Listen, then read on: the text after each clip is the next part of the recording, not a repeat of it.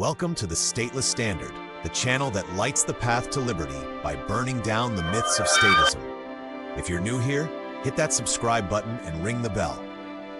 We're all about freedom, economics, and exposing how the powerful keep the rest of us in chains through fear and falsehoods via the state. Today we tackle the myth of foreign invasion. You know the drill, boys and girls.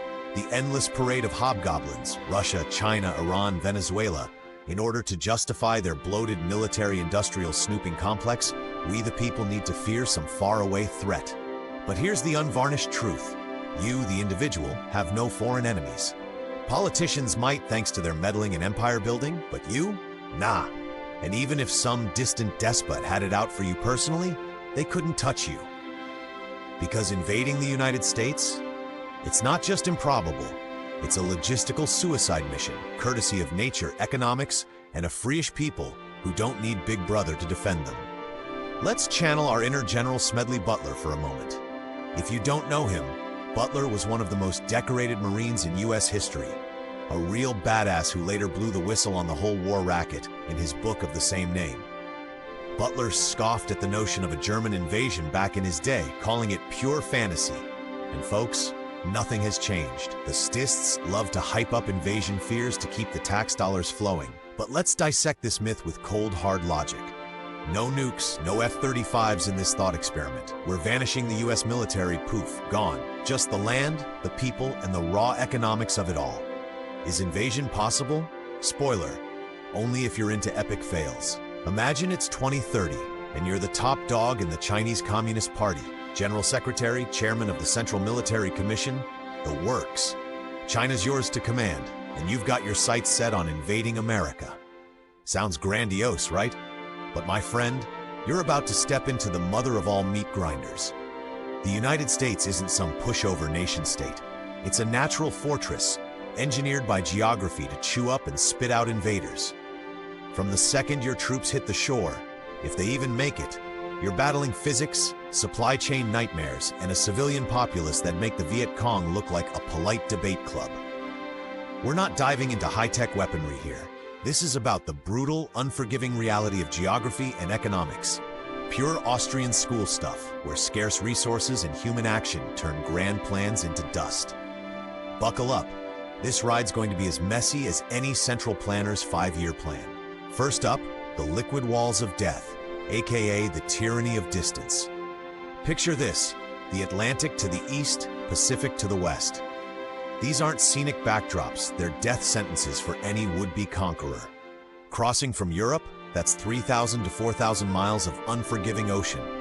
From Asia, try 6,000 to 7,000 miles to California. To put that in perspective, the D-Day invasion crossed the English Channel, maybe 20 to 100 miles at most, and it demanded years of prep, millions of tons of gear, and the combined might of 3 superpowers. That was a puddle jump compared to this. Now suppose you want a real shot at holding territory. Military wonks talk about force ratios, but let's lowball it. 500,000 troops to occupy 330 million people across 3.8 million square miles. Sounds modest? Ha! You're not just ferrying soldiers. You're shipping food, ammo, meds, and fuel. Lots of fuel. A single armored division guzzles hundreds of thousands of gallons daily. Sustaining that across the Pacific, you'd need a floating bridge of ships so thick you could skip across it like stones on a pond. And guess what? No nearby staging areas. Invasions thrive on neighbors. Germany staged from France for Britain, the US from Britain for Normandy, Saudi for Iraq. But for America, zip. Hawaii? Still 2,500 miles from the mainland, like prepping in London to hit Baghdad. Useless. Assembling this armada? It's visible from orbit, takes months. No sneak attacks. The US economy, fueled by that capitalist ingenuity the statists love to shackle, shifts to war mode instantly. By the time your ship's near the EEZ, your troops are seasick wrecks, atrophied from weeks afloat chowing on rations. But wait, there's more comedy in this tragedy. The coasts themselves are invasion-proof. West Coast, rocky cliffs, wild currents, a handful of deep ports like LA or Seattle. Bottle those with sunk ships or wrecked cranes. Boom, you're beaching tanks under fire. East Coast, shallow waters, swamps, dense urban sprawl, turning landings into city brawls. Otto von Bismarck nailed it. God has a special providence for fools, drunkards, and the United States of America. Geography's America's silent assassin. No government required. Quick break. If this hypothetical havoc is your jam, smash subscribe. We torch statist myths with economics and history 3 times weekly. Comment below. If you were invading, where'd you land? Florida? California? Texas? Pro tip, Texas is where invaders go to retire permanently. Second, the neighborhood from hell, Canada and Mexico. Ocean's too tough? Fine, you're a genius. Land north or south and drive in. Oh honey, you've just checkmated yourself. North via Canada? Hello Canadian Shield, millions of square miles of ancient rock. Swamps, lakes, frozen forests. Mech warfare's nightmare. Roads are scarce because, surprise, it's uninhabitable. Land in Vancouver? Funneled into cascades, narrow passes where landslides bury armies. East in Montreal, Appalachians and New England winters await. General Winter crushed Napoleon and Hitler. North America's version is just as merciless. Supplies freeze, tanks sink in mud. And Canada's no pushover culturally. You're occupying hostile turf before even hitting the US South through Mexico? Enter the Sonoran and Chihuahuan deserts. Killers for hikers, let alone armies. Arid hell with no water. Border logistics? 2,000 miles, but crossable spots are few. Rio Grande moat, wild terrain. Cross at El Paso? Still 1,400 miles to Chicago, 1,700 to DC. Drag supplies across deserts with sparse infrastructure? Cities are far apart, no pillaging bonanza. Rail issues? Mexico's lines aren't war-ready. Trucks need fuel, and America's the top oil producer. Scorched earth, blown refineries, capped wells? You're stranded in a gasless wasteland.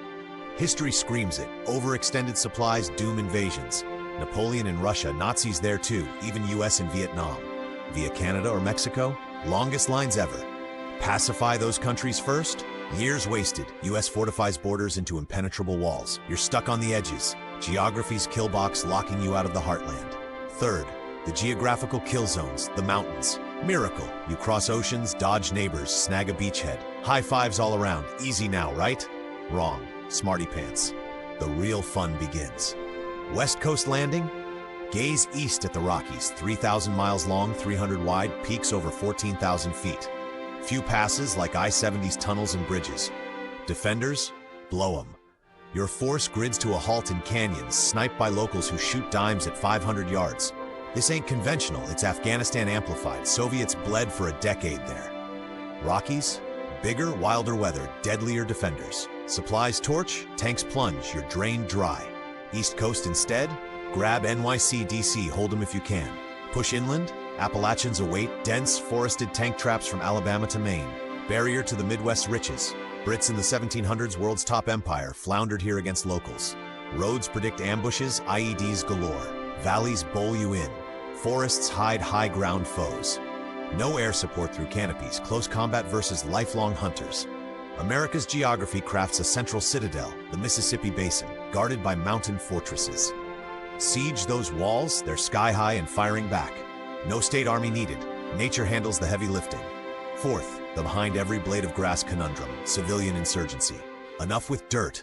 Let's hit the human factor, the ultimate wild card.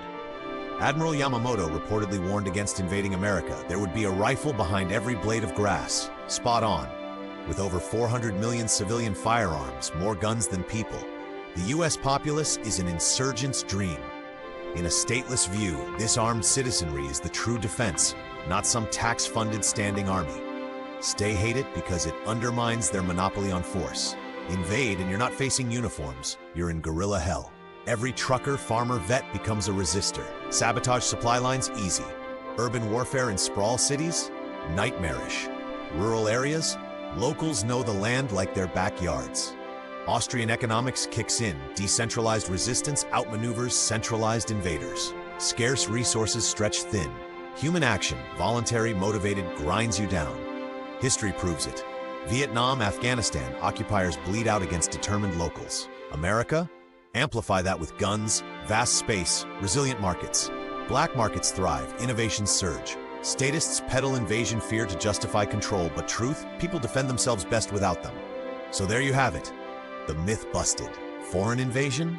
A statist fairy tale to keep you scared and compliant. In a free society, geography, economics, and armed individuals make us unconquerable. The real threat? The state itself. eroding liberties under protection guises. If this enlightened you, like, share, subscribe to Stateless Standard. Comment your invasion strategy, we'll laugh together. Until next time, stay free, question authority, and remember, liberty's torch burns eternal.